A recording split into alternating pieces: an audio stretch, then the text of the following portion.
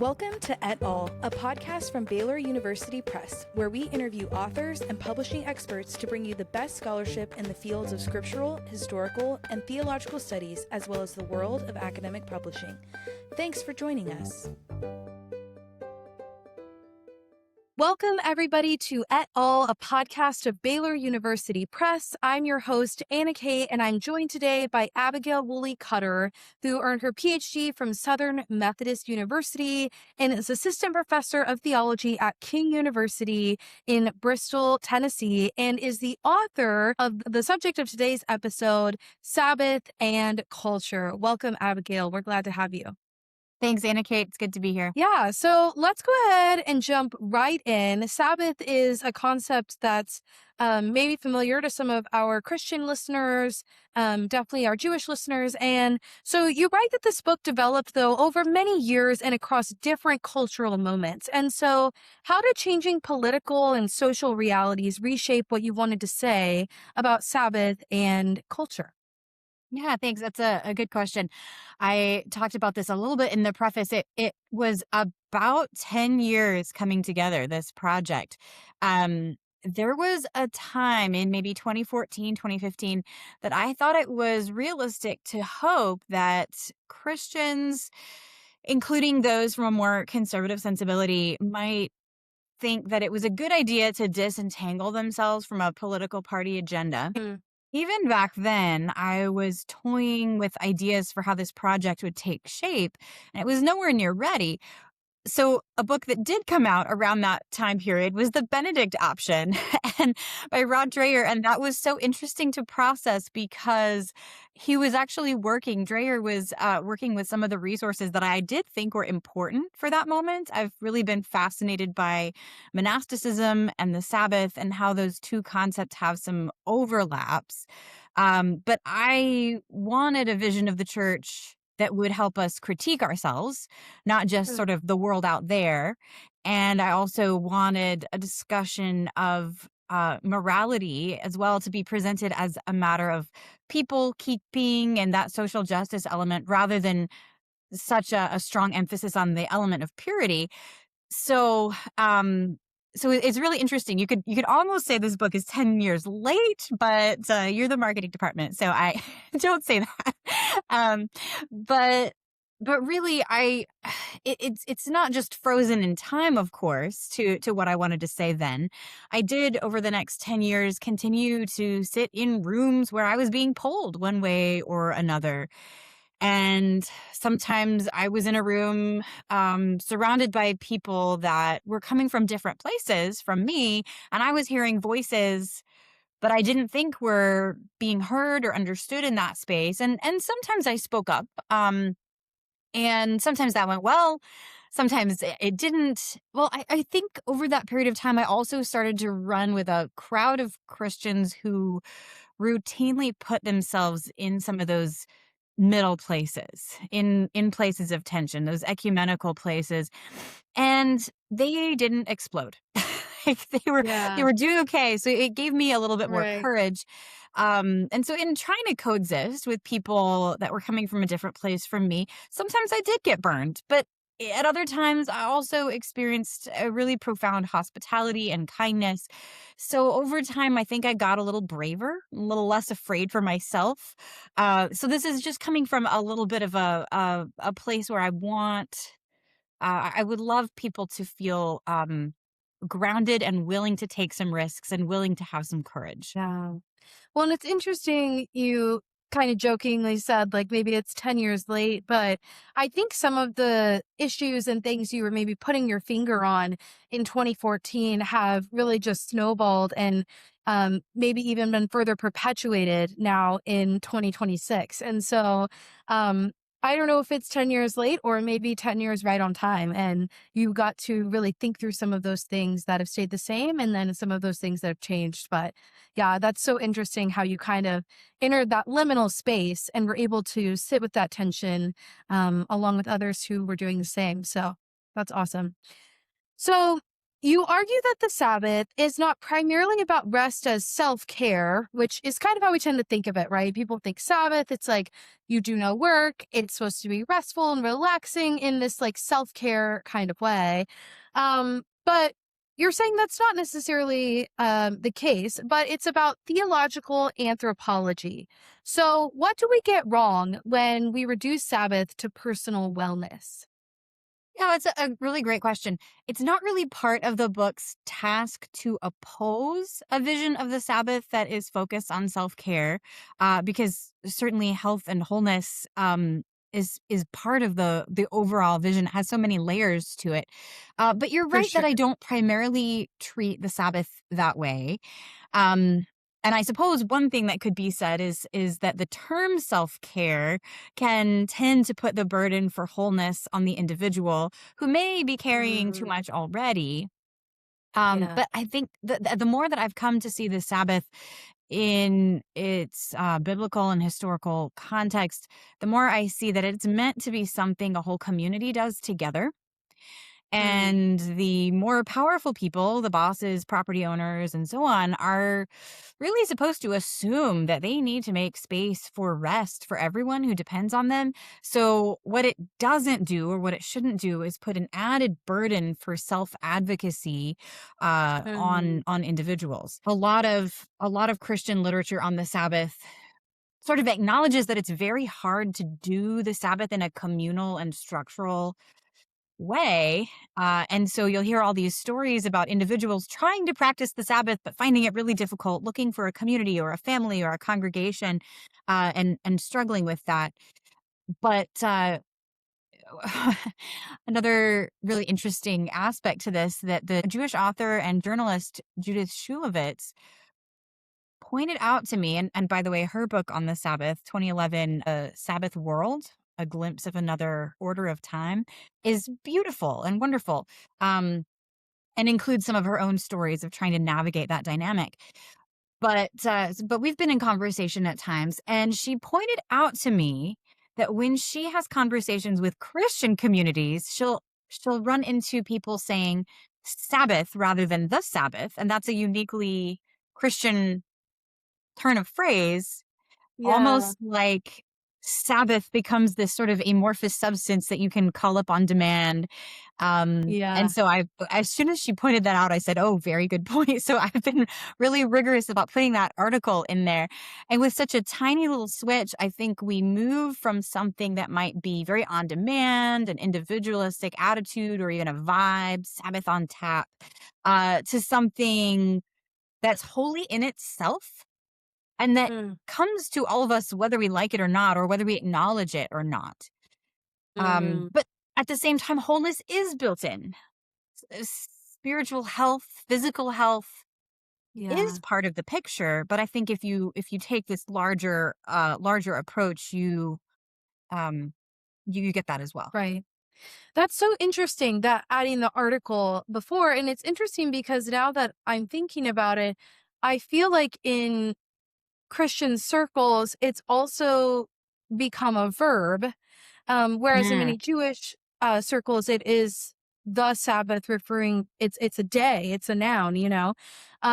Whereas I know, just like being in seminary, people are like, oh, I didn't get to Sabbath this weekend, or I missed my Sabbath, and that's why I'm feeling burnout, or what, where it becomes this verb, and like you're saying, the the pressure is then on the human to advocate for themselves to have Sabbath, or even to make Sabbath in some ways, which is quite ironic. But like you're saying, the Sabbath comes whether we want it to or not. And it is really part of that rhythm that is time and just life. And so it's interesting that you point to her book, that it is kind of like this time, this rhythm that is the Sabbath. do you rise to meet it? Will you keep it? So slightly different use of language.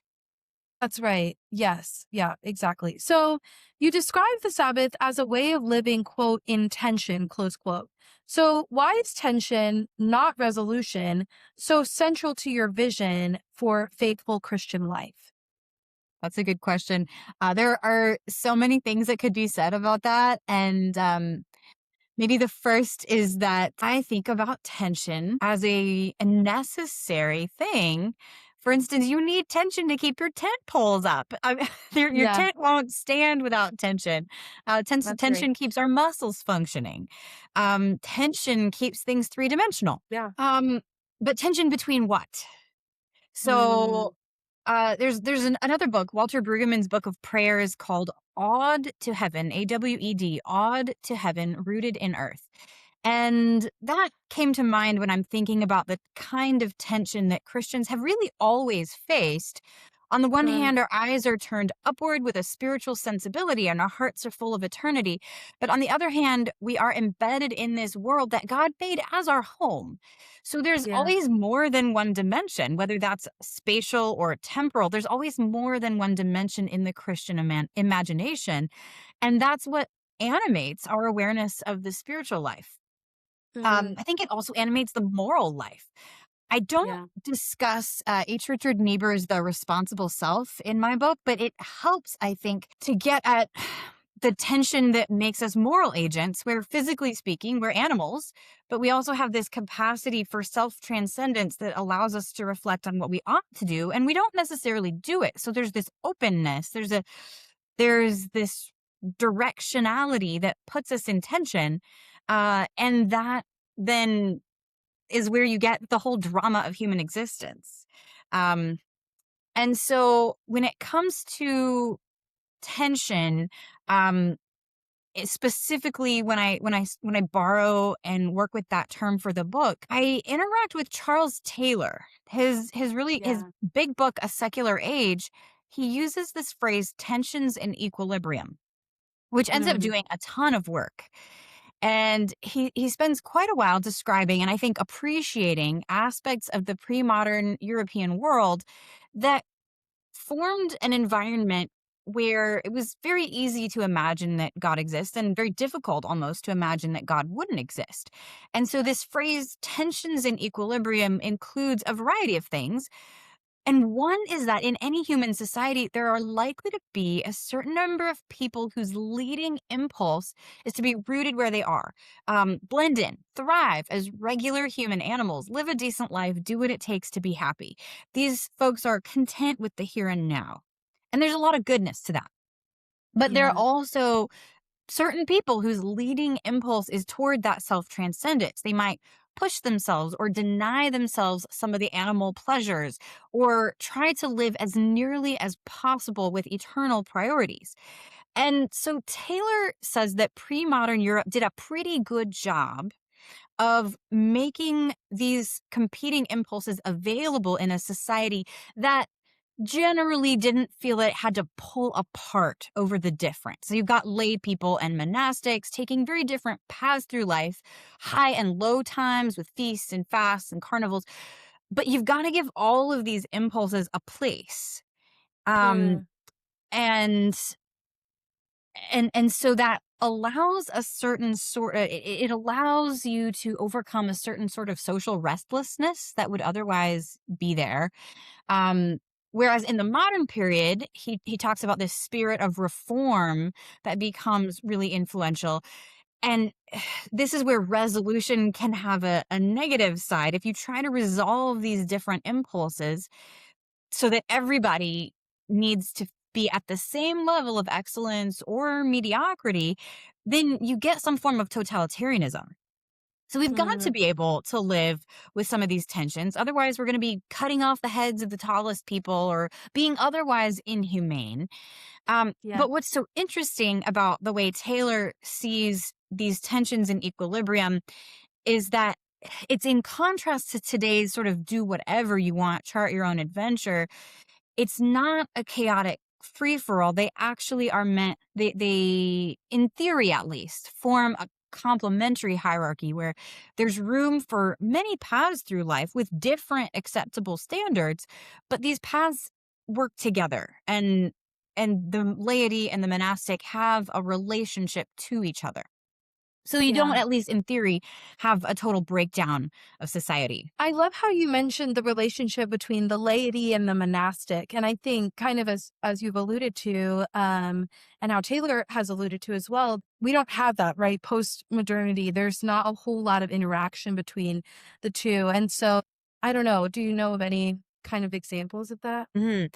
Um, so of course there are the traditional, the historic monastic orders, and then I've been pretty interested in the efforts of new monastic communities, but I've always been very interested in this sort of hypothetical question: if the Christian church, as it shifted to be Gentile rather than Jewish, if we had kept the weekly Sabbath practice as a concrete and embodied experience, I wonder if the monastic impulse would have felt so necessary. I think that there has been a lot of blessing through it. I'm not, um, throwing shade on monasticism, but there seems to be something about the Sabbath and weekday pattern that makes it possible to live into that impulse for transcendence and that impulse to be attentive to the eternal that a 24/7 rhythm doesn't allow. But Yeah. then it also doesn't rule out the necessary embeddedness of this worldly life. You've got the 6 days where um it's good to be embedded in your daily life. So Hmm. I've always wondered, and you can't really answer a hypothetical like that, but maybe monasticism had to become so important to make space for that impulse for transcendence that had been sort of neglected because we didn't have a very robust weekly practice. Maybe. Yeah.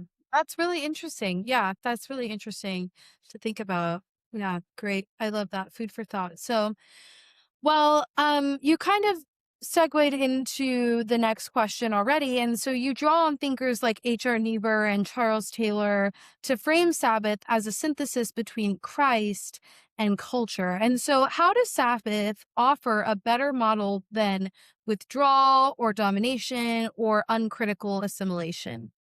Yeah.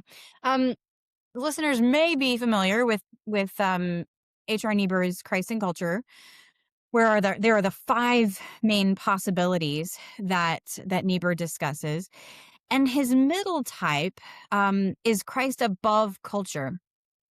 So the Christians with this impulse aren't assuming a total harmony between the calling of Christ and the obligations of belonging with human culture, like the Christ of culture type would. Nor do they see them completely at odds. But this Christ above culture type identifies culture basically with God's good creation. God made it, so it's got to have a good purpose. And Jesus became human after all. So that's important. But on the other hand, God as creator is totally transcendent. And you never want to conflate that difference between God and creation.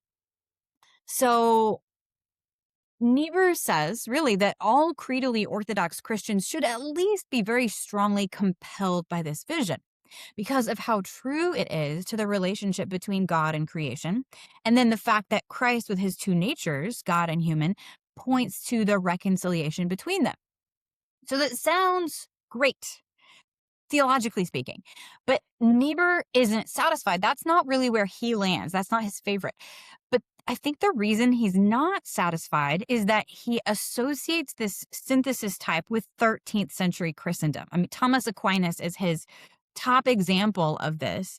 And so in 13th century Christendom, maintaining a place for the transcendent tends to mean this vertical model of the universe, essentially frozen in time, too. That's one of the problems with it. And in this model, you have some people above others functioning as they're placeholders for the imagination, uh, Yeah. for eternity. So if you want to imagine eternity, if you want to imagine the transcendent, you've got bishops and priests and kings and the feudal hierarchy. And so he really suspects that any attempt at synthesis is going to be stuck in the 13th century and it's going to be doing these same things. But Honestly, I think that if he had pre-read Abraham Heschel's book, The Sabbath, which was ironically written exactly the same year, 1951, I Yeah. think he might have been able to overcome that limitation because Yeah. Heschel, the Jewish rabbi, treats the Sabbath as a middle way that allows a set apart people with their eyes on eternity to find peace in human civilization. And Mm. obviously, the Sabbath is much older than Christendom, and it has lasted much longer. And it has kept Sabbath keepers in all kinds of social and political situations.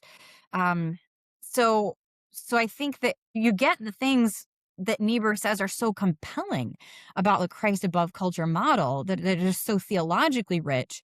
But then you also have the ability to be critical of the social status quo. Yeah. That's so interesting. And I love how you talk about Herschel and kind of identifying Sabbath as this middle way. And I think that's so true because it does avoid the oversimplification on both sides. And it allows for that tension we were talking about in the previous question to kind of rise up to the surface and exist. And I just think that's, yeah, very insightful of both Herschel and interesting on you to pick up on the fact that that book came out the same year and really kind of speaks to that issue that Niebuhr was wrestling with. So, yeah, so interesting. Well, you take the Jewish origins of Sabbath seriously and you resist Christian attempts to flatten or appropriate it. So, what posture do you hope that Christians will take toward the Jewish Sabbath practice? Yeah, that's so important. And honestly, it might be the next project because most Christian books on the theme of the Sabbath do acknowledge its Jewish origins, but then for the most part they leave it at that. And I Yeah, think we really need to take seriously that while Christians were mistreating Jews over the course of many centuries, this is the one of the Ten Commandments that Christians were most likely to either forget or interpret creatively, often in intentionally non Jewish ways, often insulting Jews right alongside with their commentary. And it's mm, at the same time, the one commandment that was most likely to keep Jews in tight-knit, walkable communities. And yeah, it's the one commandment that was most likely to make them recognizably distinct to other people around them. Ahad right. Ha'am is a Jewish writer who's very famous for saying, more than Jews have kept Shabbat, Shabbat has kept the Jews. Um, Yeah, but now, at this point, we've had several decades of Christians trying to rethink the parts of our theology that are behind anti Judaism. And yeah, so I would really love to take these conversations about the Sabbath and try to prevent them from falling into, well, I think there are really two major pitfalls that we could take. On the one hand, we could keep up with this spiritual Sabbath thing that's mostly non-literal and tends to be very individualistic, and that frankly inherits this long history of anti-Jewish interpretation, including ignoring the Jewishness of Jesus and the early church. So I would say if either one is more likely, that's more likely what we're to keep doing. But on the other hand, we could go too far in the other direction and we could start cherry picking practices out of rabbinic Judaism in a way that is actually pretty offensive to Jews themselves. yeah, And so, like what I'm doing, we figure out we really need a weekly Sabbath practice. And then we realize, we don't know how to do this. We need some guidance. So this is where we could run into the problem. We could just yeah, be tempted to take a shortcut, pick up the Mishnah and Talmud, and then start copying Jewish practices that developed long after Christians were no longer a Jewish sect. So that seems like a problem as well. And so I've tried to put myself in situations where I can have these conversations and discern the way between these two. So when I've spoken with Reform Jews, they've often been very warm and welcoming, like, come one, come all, everyone should keep the Sabbath. It's great. But then it turns out that there are really some reasons why Orthodox Jews might tend to be more wary, and that's rightly so. So boundary blurring between Jews and Christians is always likely to put Jews in a more vulnerable place while Christians are over here having a grand old time. And so my hope is that Christian and Jewish communities of various practices can be in closer conversation and then find a place of respectful solidarity around Sabbath practice for the sake of our social health. I think for environmental witness, I think there are good reasons to look for solidarity while being respectful of our different heritages. Yeah, that's really helpful. And I think it is so important, like you said, because to kind of confront those anti-Jewish tendencies head on and to really think about the ways that the Sabbath is kept by Jewish people, but like the quote you mentioned, but the ways that it has also kept the Jewish people. And so there is just, like you said, that fine balance and evaluating where those lines are blurred to really come to a more full understanding that is respectful of culture and religion and practice. So that's great. So, in an era of ecological crisis, what might Sabbath teach us about limits, restraint, and care for non human creation? Yeah. Um, First of all, really everything about the Sabbath is rooted in a theology where persons and things matter because they are sacred, not because they are useful. So, Mm, even from the story of creation, God doesn't need to make anything. God rests in God's own overflowing abundance. And then humans have this incredible gift of imitating God because we are not our own makers. And then all people of all statuses share in this dignity. But guess what? So do the animals, and so does the land. On the Sabbath day, farm animals don't do work. And then every seventh yeah. year, agricultural land can't be worked. The purpose here is not utilitarian. The point isn't to increase efficiency. It's because the land and the animals belong to God. They have their own importance to God apart from their use value to humans. And so this whole mindset is what I would love to encourage people to adopt. You matter apart from your usefulness, but so do those other people, those people that you can't figure out. And so does that tree over there.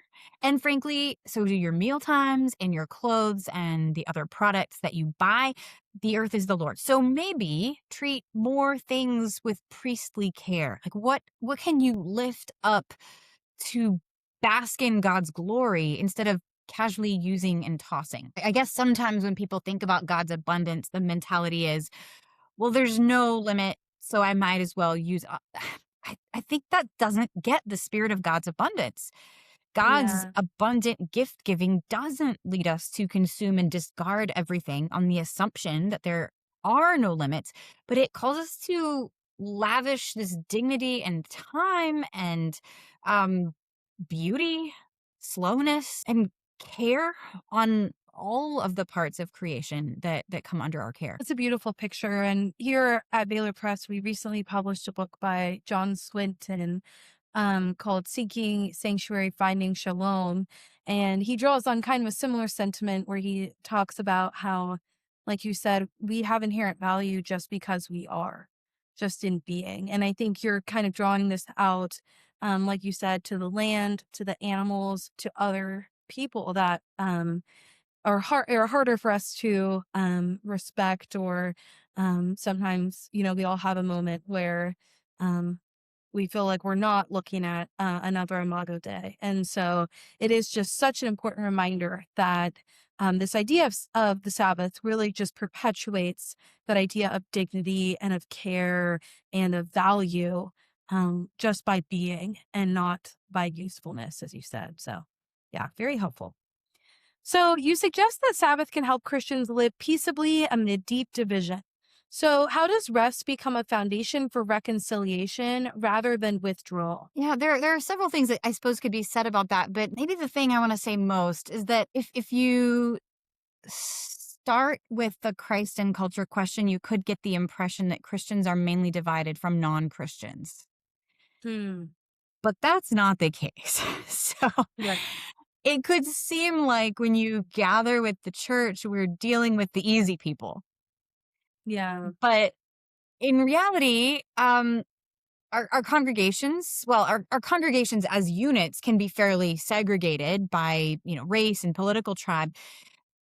But the church as a whole is where we ought to be encountering all of the people that God accepts. And so that's where we've got to get more serious about our ecumenism, because that Sabbath gathering, or even the gathering apart to hear the voice of God, only works if you're listening to the voice of God in company with the people who hear it differently from you. So, Mm. yeah, that Sabbath listening should be clarifying and refocusing. And it is the time where you remember that you're set apart. And it is the time where you're attending to eternity. But it's certainly not this warm bath of comfort and ease. It's not like I'm with the people that, or it's not like I should be with all the people that make me comfortable and affirm everything that I already think.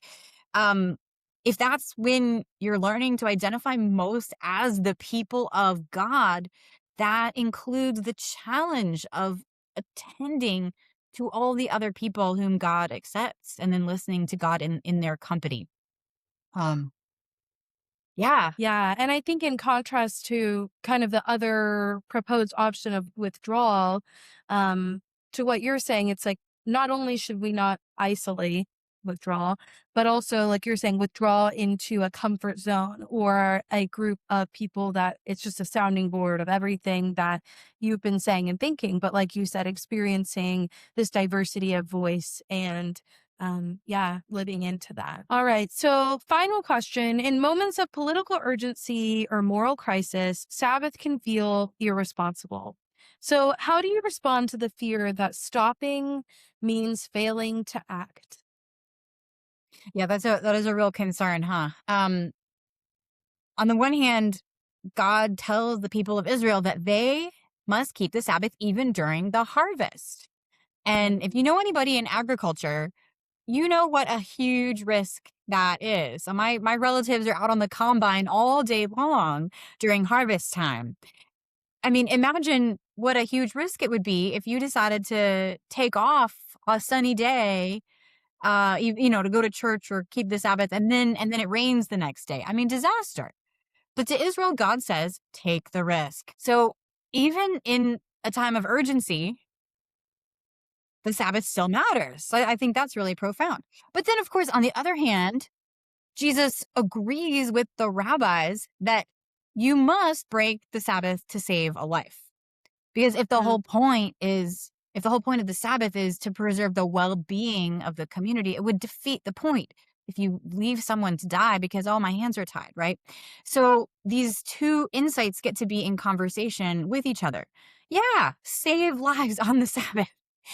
But also don't underestimate what you lose when you treat everything with the same urgency. Because what quality of life are you saving if you go into crisis mode for a protracted period of time and you forget um, health? You know, um, you might know C.S. Lewis's essay on learning in wartime, where he's talking to his university students. I think at this point it was probably Oxford, and they're struggling to stay focused on like Greek literature when they have friends who are out on the front lines of World War II and they could be dying. This Yeah. is completely reasonable. Who wouldn't struggle under those circumstances? And he says several things, but one of the things he tells them is essentially if scholarship is worth doing, then it's going to need to be done in all kinds of circumstances. There will never be any end to the reasons that you might quit. One day it's a war, the next day it's falling in love. So as long as you find yourself at Oxford, assume that this is the work that's meant for you to do. And then he doesn't quite say this exactly, but I think you almost get the sense that he's telling them some people are saving civilization by risking their lives for it. And your job is to save civilization by living your life in it. So if human life is worth defending, then you've got to live it in a way that preserves the dignity and the breath and the freedom. I say it in the preface of the book, so I might as well say it here. I think a lot of us are living with the sense that we are currently in this drawn out emergency with democracy at risk, along with a lot of people. And I agree that it's important to stay active. But there's another thing, authoritarianism can't abide human creativity, rich and diverse community, a thick civil society, basically humanity rearing its complicated head and refusing to be reduced to simplistic categories. So rest itself is resistance, our Sabbath is resistance, but rest is resistance. Defend the fact that human beings are intrinsically valuable. So that's part of it. Yeah, yeah, I love that. Thank you so much. Yeah, that's wonderful. I like the way you kind of synthesized Lewis there at the end as well. Um, in that, there's those that are defending it by giving their lives for it, and there are those of us that are living our lives in it. And I thought that was just, yeah, a really profound way of synthesizing that. So thank you so much. Well, thank you so much for being on the podcast and just sharing with us a little bit about your book, Sabbath and Culture. It's been so great getting to have this conversation with you. To our viewers and listeners, you can purchase Sabbath and Culture by Abigail Cutter at BaylorPress.com today. We hope you will, that you will read it, you will enjoy it. Thank you so much, Abigail, for being with us. Thank you, Anna Kate. Thank you for listening to Et Al, a podcast from Baylor University Press. We hope you've enjoyed today's episode. Make sure to like, comment, and subscribe to keep up with the latest from Et Al.